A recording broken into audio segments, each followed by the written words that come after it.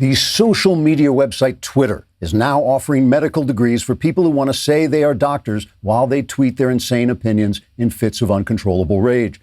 In order to receive a Twitter medical degree, you must be able to spell the word comorbidity correctly, give or take 2 or 3 letters, and you must be able to use the word herd immunity in a tone of voice that suggests you have the faintest idea what the hell you're talking about.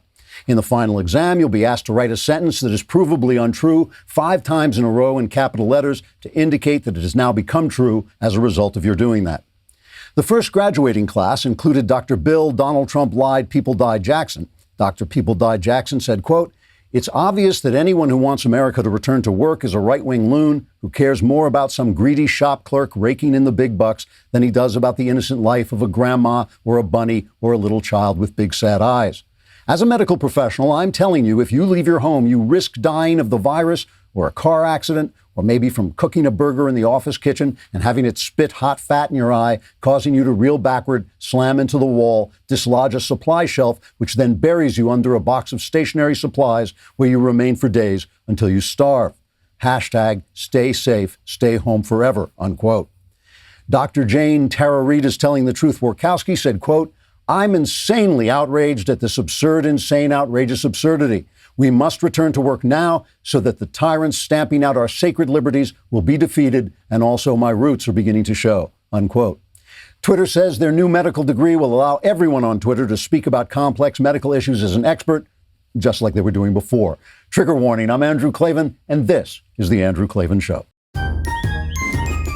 I feel hunky-dunky, life is tickety-boo. Birds are winging, also singing hunky-dunky-doo. Ship-shaped, ipsy-topsy, the world is zippity-zing. It's a wonderful day, hurrah, hooray! It makes me want to sing. Oh, hurrah, hooray! Oh, hooray, hurrah! So we all know there's a vertical division in this country dividing the left from the right. And it's always fun to talk about that because we're on the right and the left are tyrannical idiots. But there's another less edifying horizontal division that the Chinese flu has brought to light. That's the division between the whole and the broken. I was going to say between elites and non-elites, but that kind of flatters us by thinking if you don't own a yacht, you're off the hook. But really, if you've got any reasonable amount of money and power and self-reliance in your life, you have a lot of blessings you may be taking for granted. And there are other people who don't have what you have. Now, on the left, the people who talk most about inequality turn out to be exactly the people who seem to give not a single damn about those who live their lives without their kind of money and power. The left doesn't care if you're unemployed and in danger of being crushed by the tanking economy. They want to send you some government money and shut you up and keep the economy closed as long as it serves them. They sneer if you want to make an independent living. They sneer if you want Donald Trump to speak for you because you don't have a microphone and every network anchorman isn't your left-wing patsy. They mock you when you want to enjoy the same freedoms of opinion, worship, speech, and self-protection that they have because their opinions are the accepted ones. So nobody tries to stop them. They don't worship anyone but their own reflections, and they live in safe neighborhoods and have people who carry guns for them. But there's a problem on the right as well. I've been arguing with my right-wing friends for a long time that we need to have more care for the poor as Americans and as Christians. It doesn't have to be government solutions, but it has to be better than, oh, my personal homogenous community works, so yours should too. We can't always use statistics and patriotic rhetoric as a replacement for compassion. Yes, it's true. If you finish high school and get married and don't have children out of wedlock, you can escape poverty in America. But it's also true that if your dad is gone and your mom's on crack, you might not develop the discipline and wisdom you need to behave that way before it's too late. Likewise, right now, as some right-wingers march around shouting about liberty, mostly unnecessarily in my opinion, we might want to remember that a large percentage of the people dying of this Chinese flu are poor. Poor people have a lot of these so-called comorbidities like obesity, hypertension, heart disease, and diabetes. Because when you're poor, it's harder to eat well, and maybe satisfying some of your less healthy impulses adds some much-needed pleasure to a tough life. So while the all-is-well lefties need to understand that people on the edge need the economy to open so they can live independently and with dignity as free Americans, the all-is-well right needs to understand the precautions are still needed to keep the least among us as safe as it's possible to keep them. We can't just save the Klavan, although that is urgent beyond my ability to describe. I can't tell you how important that is, but we also have to protect the poor.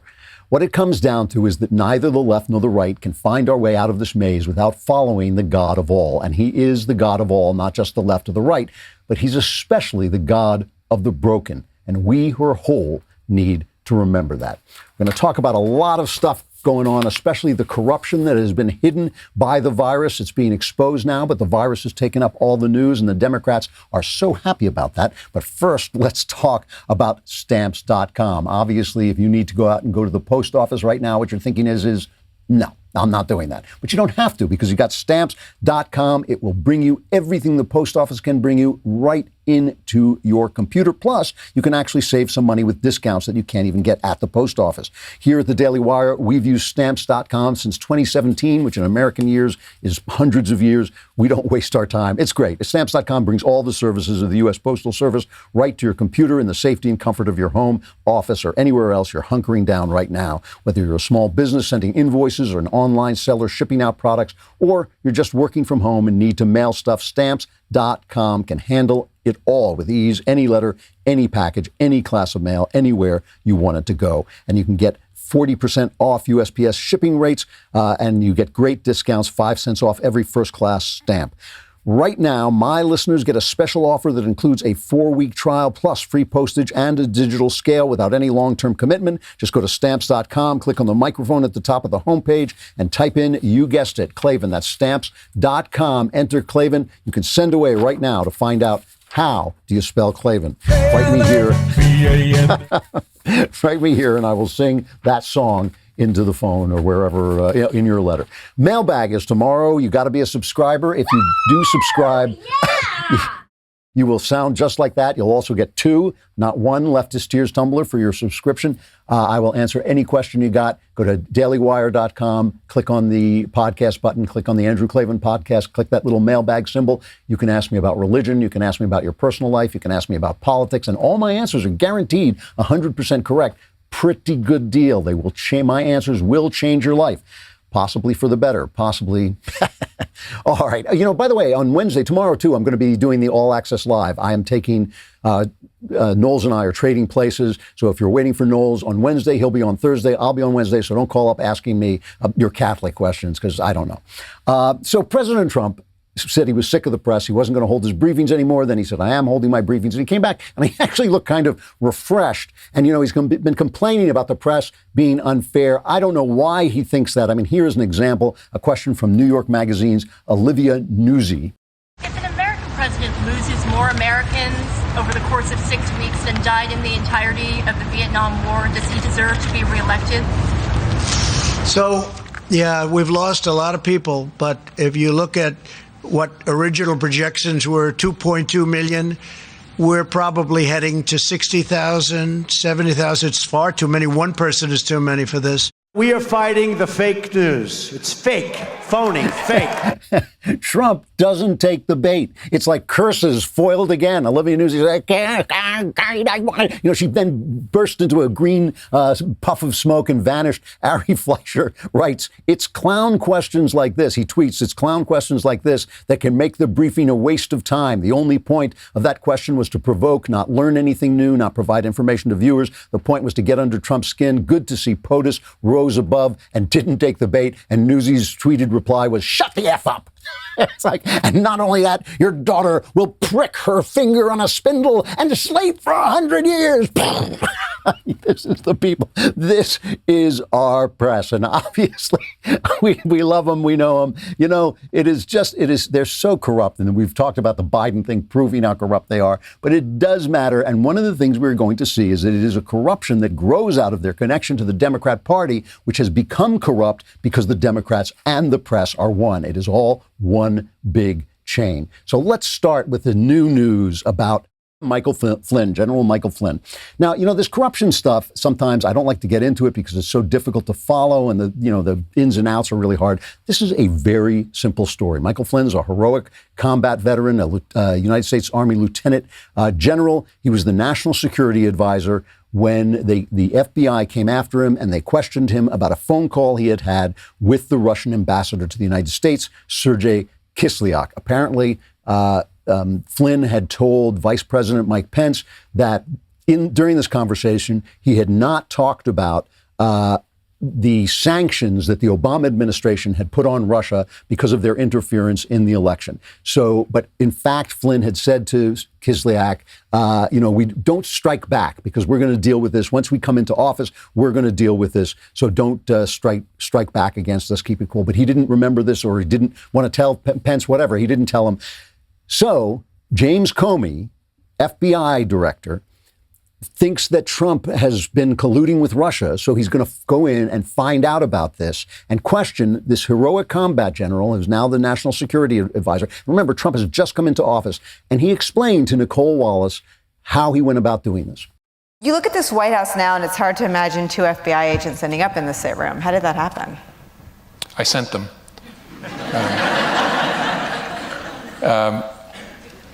Something I probably wouldn't have done or maybe gotten away with in a more organized investigation, a more organized administration, in the George W. Bush administration, for example, or the Obama administration.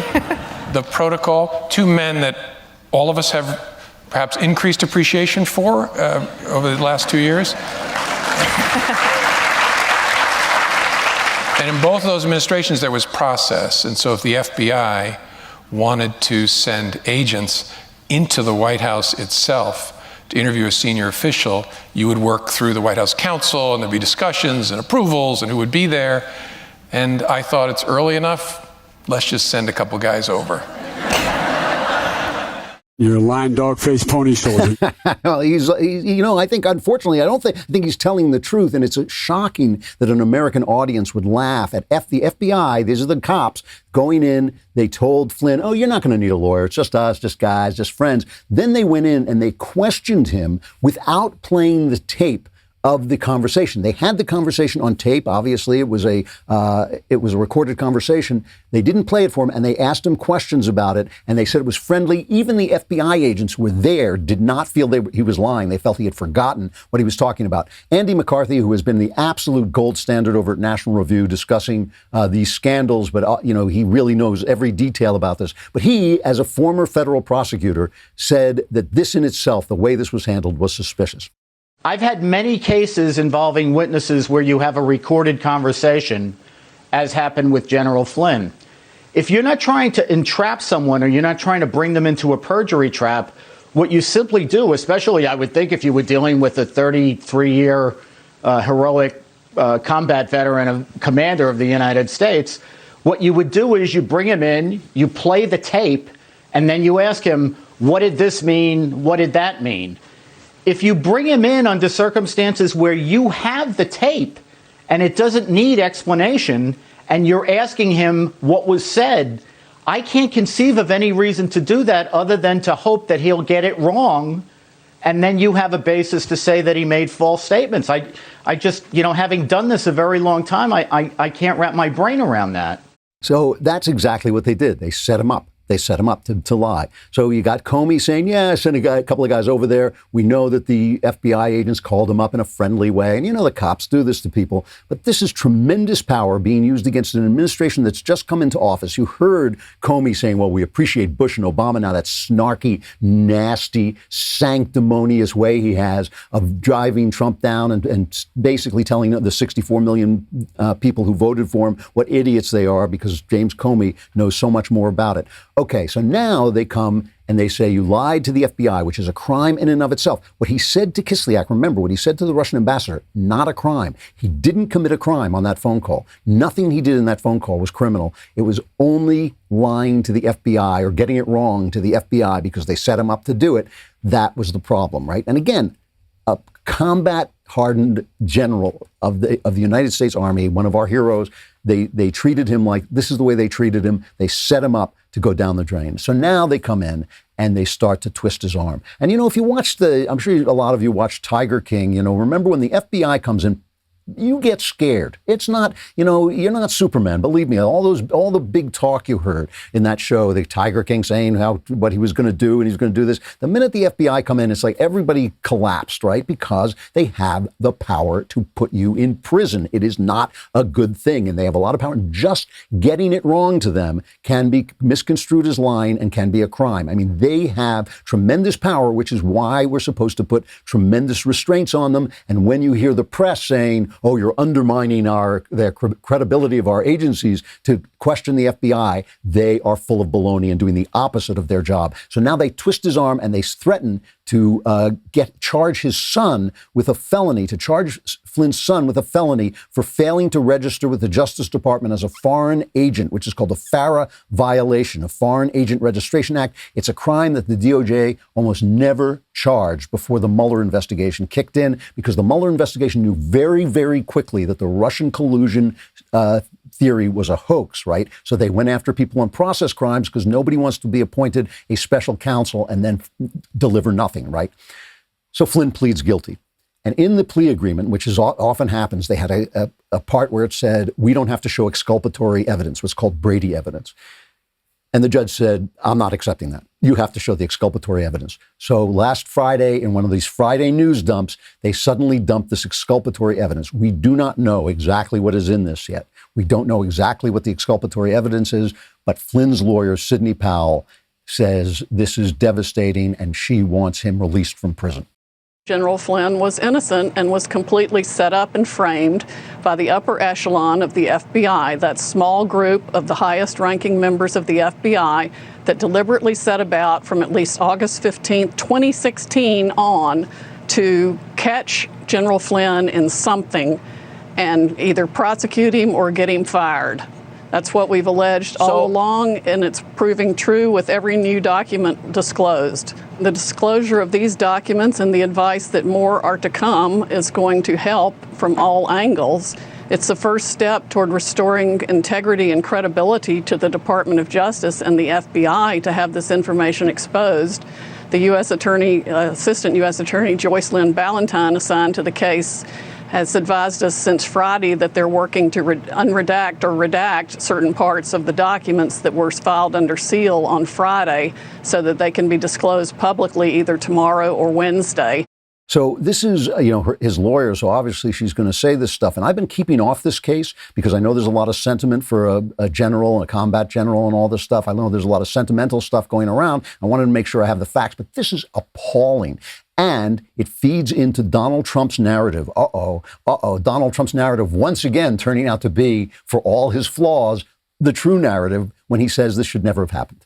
I will only say this. I think that General Flynn is a wonderful man. He had a wonderful career, and it was a disgrace what happened to General Flynn. Let's see what happens now. But what happened to General Flynn should never happen again in our country. What happened to other people should never happen again in our country. What happened to your President of the United States should never again be allowed to happen. So this is all part of the corruption of the press, which is part of the corruption of the Democrat Party. We can tolerate the corruption of the Democratic Party because politics is corrupt. You expect your team to try to win, and sometimes your team will pull, a deflated ball out there and maybe do a couple of scurvy things to win. We expect that from Republicans. We expect it from Democrats even more. But when the referee cheats, that's when you've lost the game. That's when the game is no longer the game. And that's what we have with the press. The press is supposed to be the referee, and now they're part of the Democrat Party, and that's the problem we have. Remember, this was part of an investigation into something that didn't happen. Comey was gulled by Russian disinformation to believing that Trump had somehow colluded with Russians who somehow wanted Trump to win. The Russians couldn't have known Trump had any capability of winning. Everybody thought Hillary Clinton was going to win. They were just trying to start trouble, as they do every election. Supporting Trump over supporting Hillary, they couldn't have cared less as long as it caused trouble. And with the Democrats' help and the press's help, the Russians did exactly what they wanted to do. It's an appalling story. All right, let us take a quick break to talk about bouquets. Bouquets. What are bouquets? Bouquets are bouquets, and your mom is sheltering in, your poor mother is sheltering in place, and you're not even going to send her flowers. Oh, that's a terrible, terrible thing. Bouquets are responsibly sourced bouquets from some of the world's finest eco-friendly farms, even farms on the sides of volcanoes, so flowers stay fresher longer. Did you know flowers and plants have been proven to reduce stress and boost productivity? I didn't know that, but now that we're spending more time at home, how about a little self-love to brighten your day and your space? Big savings means you can send farm farm fresh flowers, plants, and gift bundles to all the moms in your life. Your mom, a soon-to-be mom, your wife, your grandma, a dog mom, or treat yourself. Send smiles, no matter the miles, with Books.com/Klavan. That's BOUQS.com/Klavan. And enter code Klavan for 25% off your entire order. Again, that's code Klavan for 25% off at Books.com/Klavan. Who doesn't know how to spell Books? I spell Books every day. I'm constantly spelling Books. How do you spell Klavan? That's the question. B-A-N, there are no E's in Klavan. All right, so moving on to yet more Democrat corruption that is kind of hiding in all the viruses stories, because the virus is taking up all the news, and all this corruption is now coming out because it's taken all this time to do it. We got to go back to our old friend, Uncle Joe Biden, Crazy Joe, Sleepy Joe Biden. You know, I was thinking today, Donald Trump said, if you're famous, a woman will let you grab her by the crotch. But it turns out if you're a famous Democrat, the New York Times, the Washington Post, ABC, NBC News, and CNN will all let you grab her by the crotch because they are not going to cover this story. Two more sources. You remember yesterday we played the clip of Tara Reade's mother, the woman who's accusing Biden of having slammed her up against the wall and put his fingers in her body, digitally raped her. I mean, that's basically what she accuses him of in 1993. And we played a tape of Tara Reade's mother calling in to Larry King's show on CNN to say that something bad had happened with the senator. Biden was then a senator.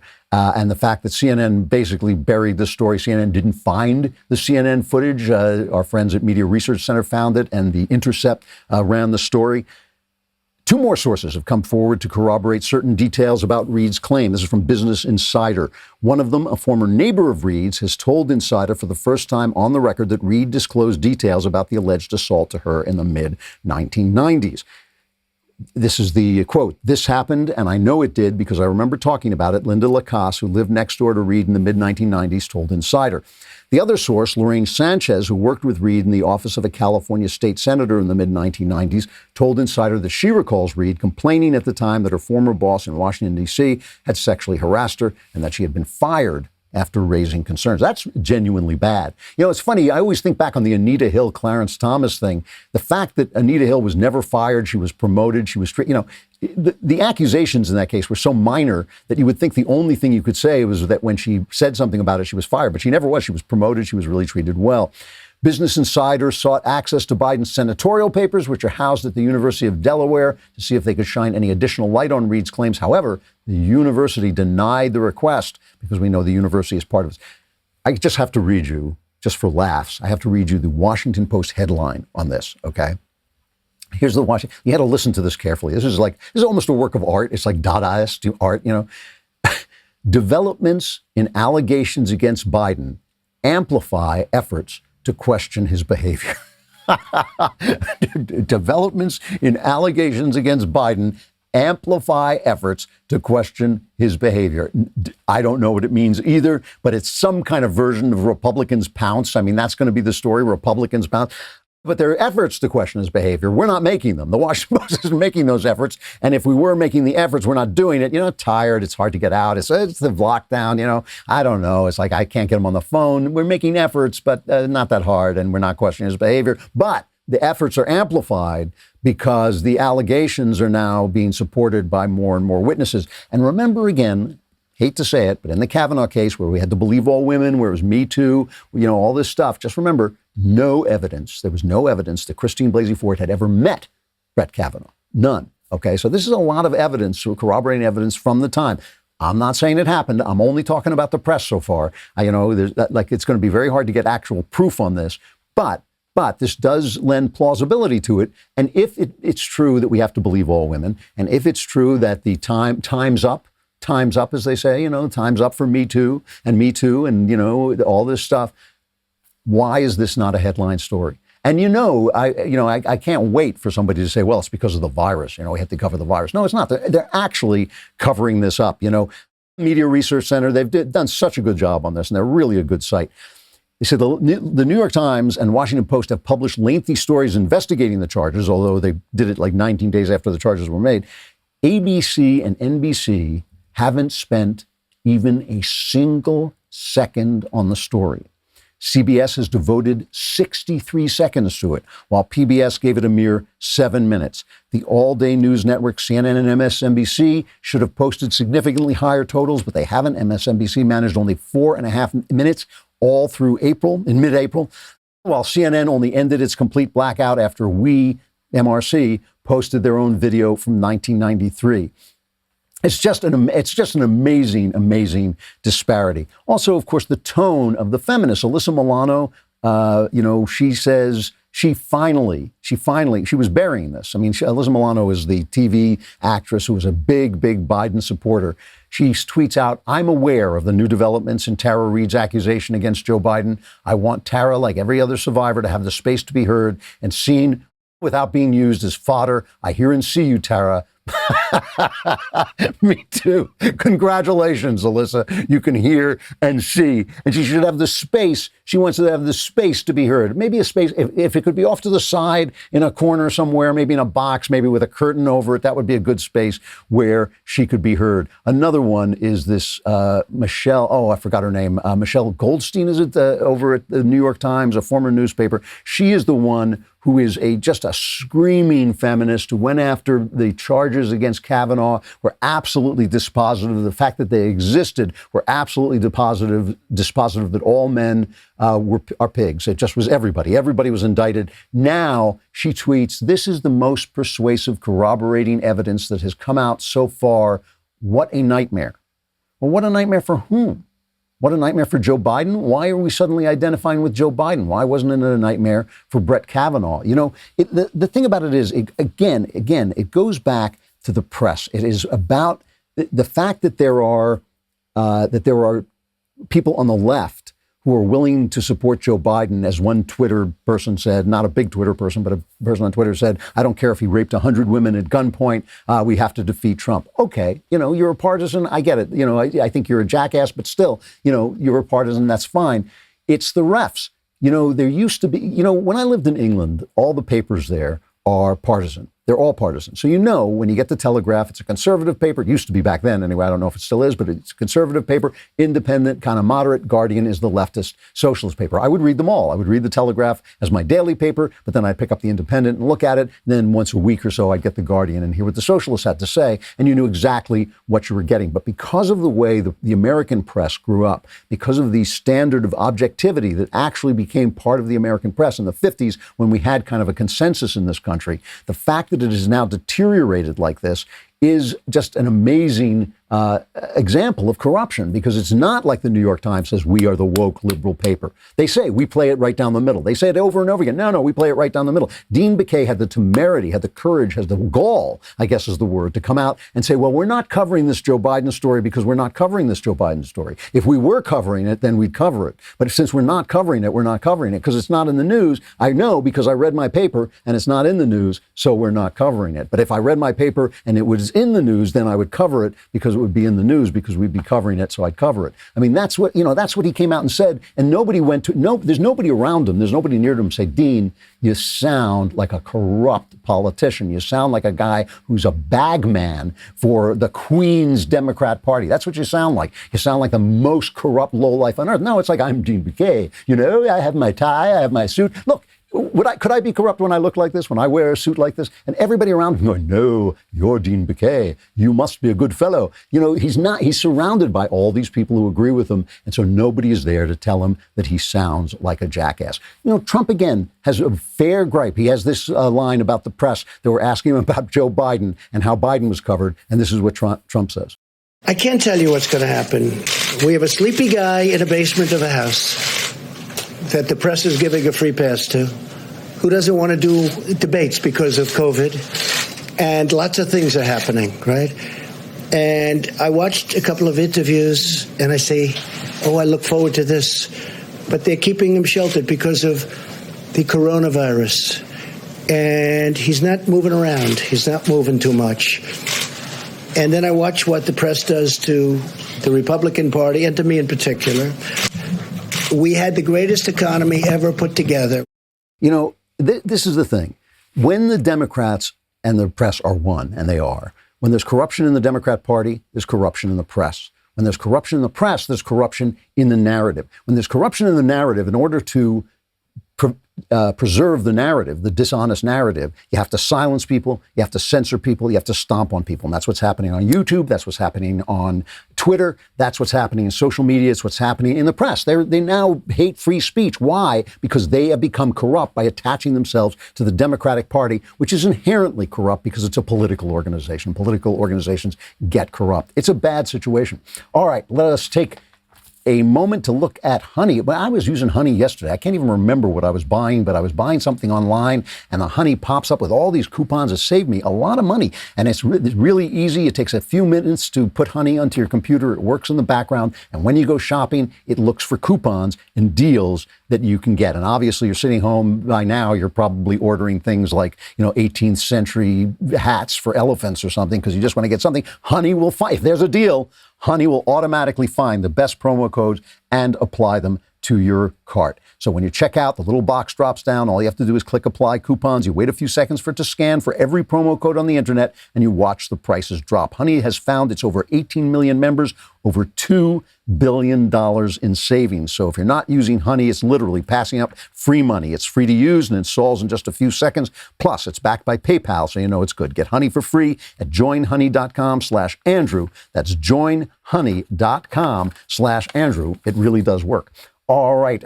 Remember, tomorrow is the mailbag. You will want to be there for that because all your problems will be solved for the price of a membership, all access member or Insider Plus member.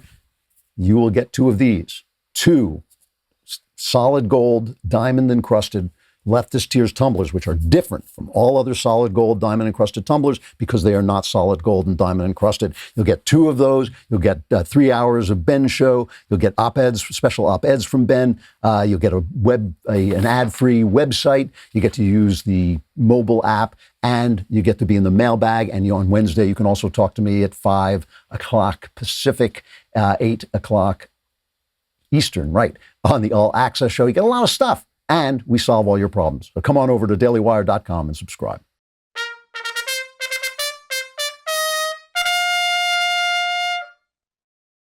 You know, the final thing about the press is, I know I say this a lot, but it's important to remember that the press doesn't work on each individual lie. It works on an atmosphere.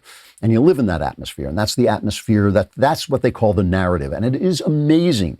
It is amazing how powerful a narrative is. I know people who believe that it is good to believe in God. I know people who say, the same people, they'll say it's good to believe in God. Our nation was founded on New Testament principles. I know that Christianity is good. I live by Christian principles. I think we should all live by Christian principles, but I can't believe in Christianity. And almost every time when you think about it, it's not logic. It's not science. You say, well, what science disproves Christianity? It's not that. It's that a sort of atmosphere, an atmosphere that makes you feel that this stuff can't happen. And when you start to examine it, that narrative falls apart and you think like, oh, you know what? This actually could have happened. Maybe not everything that happened, but a lot of this could have happened. The important stuff could have happened. And so that narrative is just amazingly powerful. My go-to example is George Washington, a hero of liberty, a guy who gave away a kingship. He gave away the possibility of being king of an entire continent. And if you don't think that's a hard thing to do, it's only because you and I have never had that chance. But if you have that chance, it's a very hard thing to walk away from being king of an entire continent. He did it because he loved liberty, but he couldn't understand why his slaves would escape. It took him a lifetime. It took him his whole lifetime just to figure it out because the narrative was so powerful. The economic exigencies and needs that he had were so powerful because a narrative is part of a web in your a web that holds together your society. It is hard to break through. People ask me, one of the questions I get asked all the time is, how can I convince so-and-so of so-and-so? How can I convince X of Y? And I always say, you probably can't, because you're not just asking them to change their mind. You're asking them to break out of a web of relationships. Maybe their mother and father and grandmother and grandfather were all Democrats, and you're asking them to say, oh, the Democrats are wrong. And you're thinking, but I've proved it to you. But you're asking, it doesn't matter, because you're asking them to tear themselves out of that narrative, which is part of an incredible web of information. So one of the things that's happening now as we try to reopen in this time of plague, right, is that a tone is being set, or at least they're trying very hard to set a tone about about not reopening, about fear, about terror. And there's plenty of reason for fear. You know, I've told you a million times, I think we should be cautious. I don't think we should go storming the barricades on some idea for some principle of liberty that's actually not under threat. You know, people say to me, well, liberty is under threat because there's a slippery slope. I agree with that. There is a slippery slope. We know the Democrats can now declare a thumbnail, a hangnail, an emergency and shut down our freedoms. We know that they will. We know they'll try to do that. If there's a slippery slope, the Democrats will bring the grease. There's no question about it. We know they'll do that, but it's not an issue right now. That's something we're going to have to deal with when it comes, because this is or was a legitimate health emergency. It's time to reopen. Now it's a legitimate economic emergency. Listen to the difference. Listen to Trump talking about this. This is cut 15. We also stand in solidarity with the thousands of Americans who are ill and waging a brave fight against the virus. We're doing everything in our power to heal the sick and to gradually reopen our nation and to safely get our people back to work. They want to get back to work, and they want to get back to work soon. There's a hunger for getting our country back, and it's happening faster than people would think.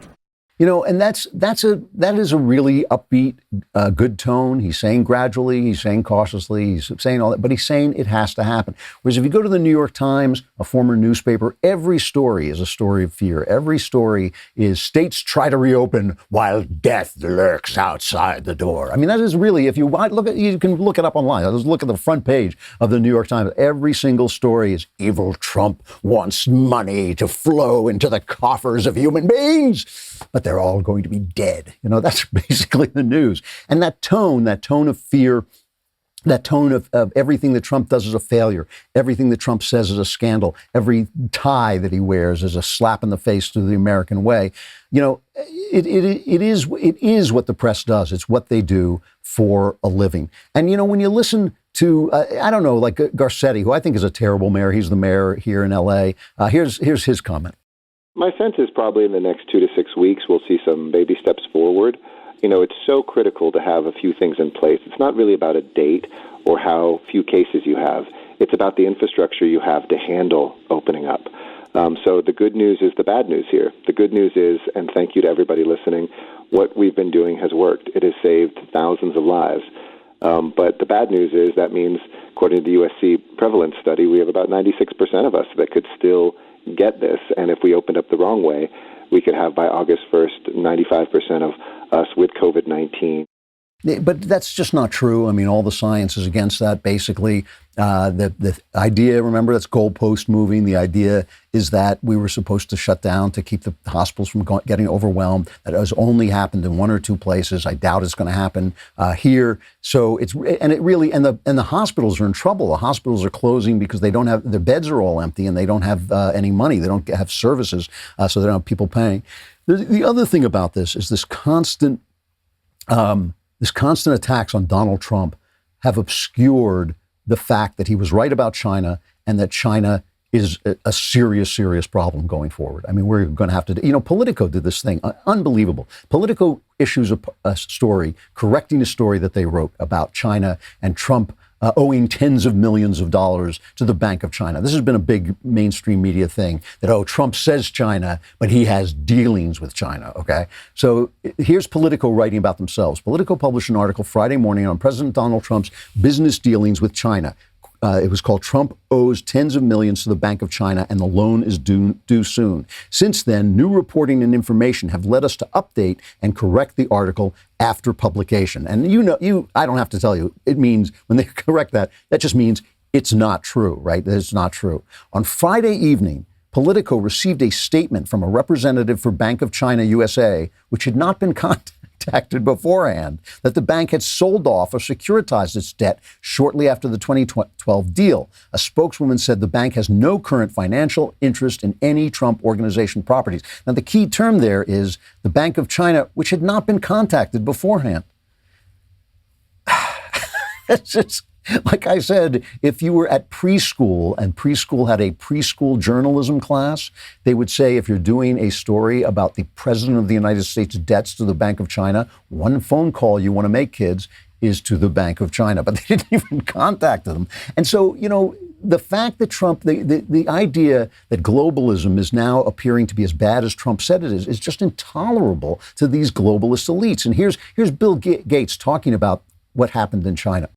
Well, I don't think that's a timely thing because it doesn't affect how we act today. China did a lot of things right. At the beginning, like any country where a virus first shows up, they can look back and say where they missed some things.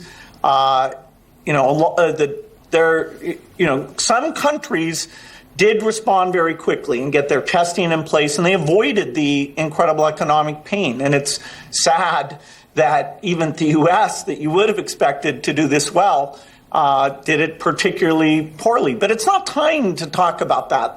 This is the time to take the great science we have, the fact that we're in this together, fix testing, treatments, and get that vaccine, and minimize the trillions of dollars and many things that you can't even dimensionalize in economic terms that are awful about the situation that we're in.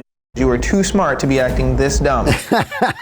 Well, that was a really cheesy thing to say. That was a really cheesy, sneaky thing to say. What he said was, it's not time to talk about the fact that China did such a great job. And it's not time to talk about the fact that America did a terrible job. China didn't do a great job. China let this thing spread while lying to us. And where is the story about Microsoft's incredible web of dealings with the Chinese? I mean, this is the thing. Everybody who's covering this, everybody who's talking about it, all of these people have dealings with China that are so powerful, that are so interlinked, that nothing they say is trustworthy. Nothing Bill Gates says about China is trustworthy. Microsoft went into China and helped them build their economy and is now interwoven with them forever. And was that the next question? Of course not, because that's not part of the narrative they're trying to create. This is an amazing, amazing moment in our history because of the power of the media and because of the widespread corruption in the media, including social media. And it is a moment of like I said yesterday, the matrix taking over reality. We're still here. We're still talking here at the Daily Wire. And it's going to be really fascinating to see how powerful reality is, because reality does have a voice. And sometimes the truth can overcome lies if God wills it. All right, a final reflection. I've been trying to talk about this Harvard article by a woman named Elizabeth Bartholet, the Wasserstein Public Interest Professor of Law and Faculty Director of the Law School's Child Advocacy Program. And she is attacking homeschooling. And she says it's authoritarian for parents to be able to school their own children without the state supervising it. That's authoritarian. She says we have an essentially unregulated regime in the area of homeschooling, right? So all 50 states have laws that make education compulsory and state constitutions ensure a right to education. But she says if you look at the legal regime governing homeschooling, there are very few requirements that parents do anything. That's not true, actually. They do have to meet certain standards. But she says effectively people can homeschool who've never gone to school themselves, who don't read or write themselves. And of course, the big problem is they're Christians. So many of these people are Christians who don't want their kids educated by an atheist state to tell them that there are 57 genders and all this nonsense. And she calls them extreme religious ideologues. I just have to answer this by saying, I never knew a lot of people who were homeschooled growing up, and I didn't know a lot of people who were homeschooled before I got to know a lot of evangelical Christians. So she's right, a lot of these people are evangelical Christians. And one of the things I have been so struck by is how many of them are sane, happy, educated people, well-educated people, open-minded people. When I was teaching at Hillsdale last year, one of the really fun experiences of my life, something I just really enjoyed, I taught a seminar on how, it was for the journalism department, I taught a seminar on how to cover the media, how journalists should cover the culture, how they should cover the culture. And one of them was uncovering issues of sex, issues of sexuality. And I'm in a room, 15, 20 kids, and they're mostly homeschooled. Most of them are homeschooled. And they're very bright, and they're well-educated, and they're nice people, and they seem sane people, at least as far as I could tell. And I asked the question, is there such a thing as masculinity and femininity? Is there such a thing as manhood and womanhood. And we had a discussion about it. And a lot of the girls were more doubtful about this than the guys. The guys said, yes, there is something.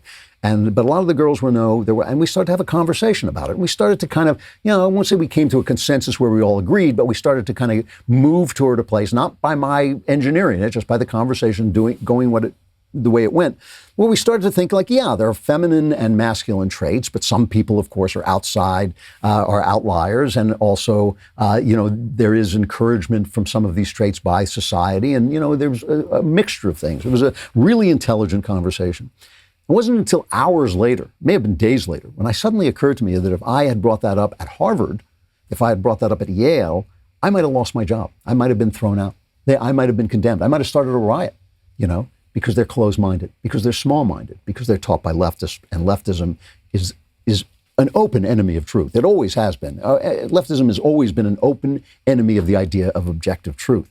And those of us who believe in objective truth know that objective truth doesn't come on a license plate, on a bumper sticker. It comes through conversation as you move by half measures toward a truth that's always a little out of reach, but is in fact there.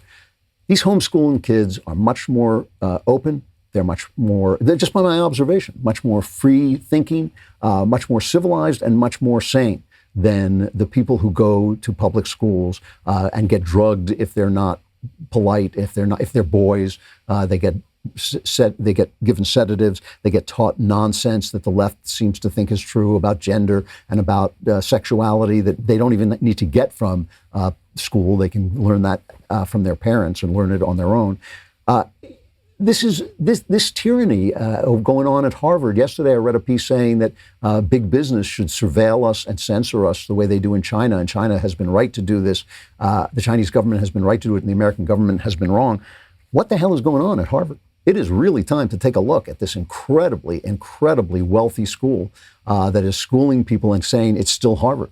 Because in the same way the New York Times is a former newspaper, it's possible, just judging by these examples, that Harvard may be a former university, just like the press is a former press. All right, the mailbag is tomorrow. That means enjoy your problems today, because tomorrow they will be over. But you got to subscribe at dailywire.com. Be here tomorrow. I'm Andrew Klavan. This is The Andrew Klavan Show.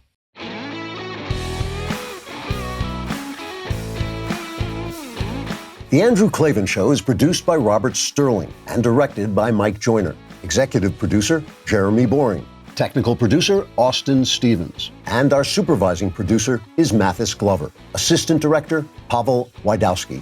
Edited by Adam Sayevitz. Audio mixed by Robin Fenderson. Hair and makeup is by Jesua Alvera. Animations are by Cynthia Angulo.